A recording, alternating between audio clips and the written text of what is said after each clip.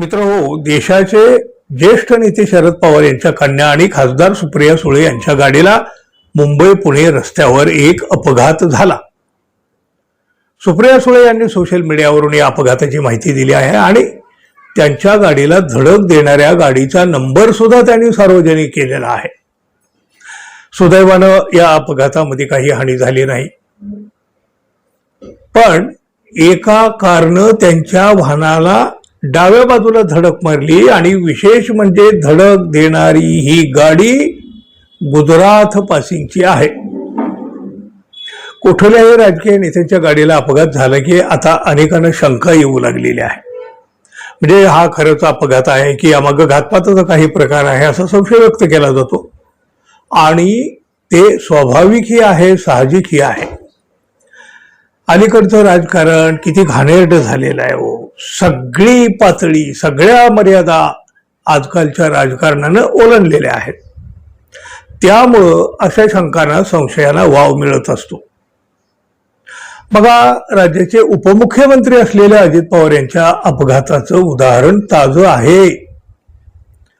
अजित पवार यांच्या विमानाचा अपघात हा अपघात नसून तो घातपात आहे असे अनेक आरोप आज सुद्धा उघडपणे होत असतात. सोशल मीडियावर जरी आपण नजर टाकली तर तिथं सुद्धा बघा, सर्वसामान्य लोकांना सुद्धा अजित पवार यांचा घातपातच झाला आहे असं वाटतं.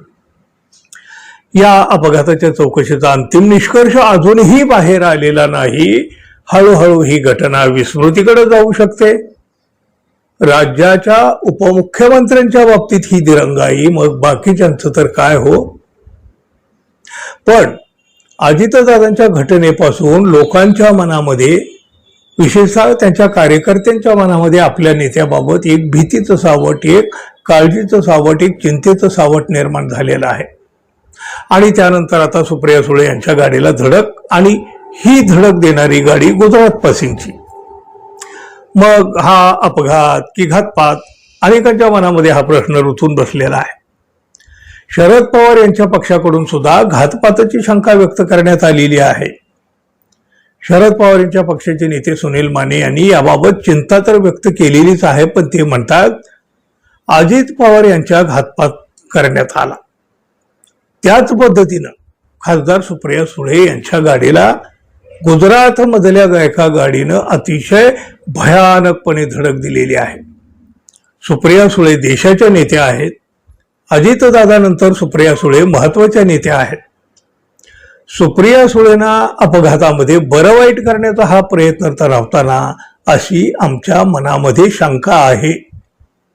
राज्य सरकारनं कसून चौकशी करावी अशी मागणी सुद्धा शरद पवार गटाकडून केली आहे. बघा, शंका घेतल्या जातात, संशय घेतला जातो, चौकशीची मागणी सुद्धा होते, पण पुढं काय होतं हे आपल्याला माहित आहे. अजितदादांच्या अपघाताबाबतही आपण हे पाहतो आहोत.